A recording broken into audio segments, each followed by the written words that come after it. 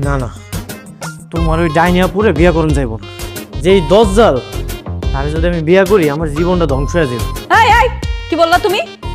আমি ডাইনি, আমি দরজাল।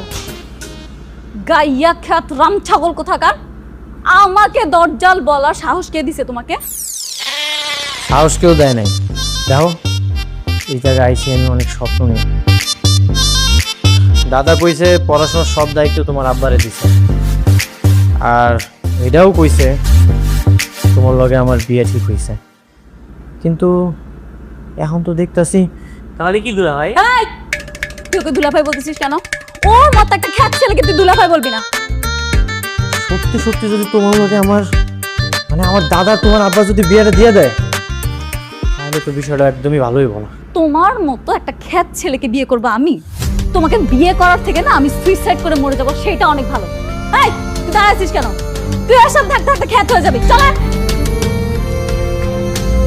চাচি, হ্যাঁ বাবা, একটা সমস্যায় পড়ছি। কি হয়েছে বাবা? চাচি একটু বাথরুমে যাওয়া লাগবো, তারা আছে কিন্তু বাথরুমে যাই দেখি বদনা নেই, বদনা দরকার ছিল।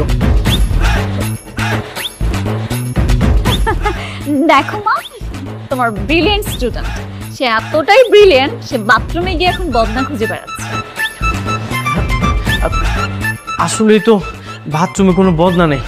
এখন যদি বদনা না থাকে তাহলে কেমনে কি? গ্রামে হইলে তো যে কোনো কিছু একটা ব্যবস্থা করানো যাইতো, কিন্তু এই জায়গা যেহেতু বদনা নেই তাহলে কেমন? কি বলতেছে এসব মা? মানে গ্রামে কি ওরা যে কোনো কিছু দিয়ে কাজ ছেড়ে ফেলে?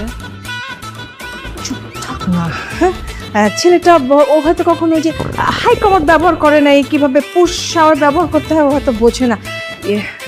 মা, হ্যাঁ এটা জানা কি একটু দেখাই দে না, সেটা চাপিয়ে আস। আশ্চর্য মা, মানে কি অদ্ভুত কথা বলতেছো তুমি। আমার কি খেয়ে দিয়ে কোনো কাজ নেই?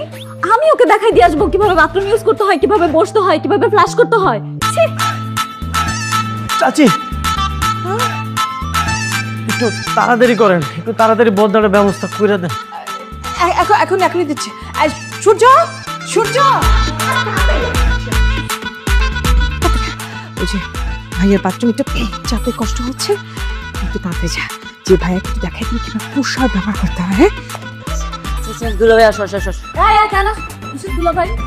তোকে আমি নিষেধ করছি না যে ওকে দুলাভাই ডাকবি না? তাকে আমার দুলাভাই হিসেবে পছন্দ হয়েছে, এই জন্যই তো তাকে দুলাভাই বলে রাখতেছে। একটু তাড়াতাড়ি নিয়ে চলো, নাইলে দুর্ঘটনা একটু ঘুরে দিব।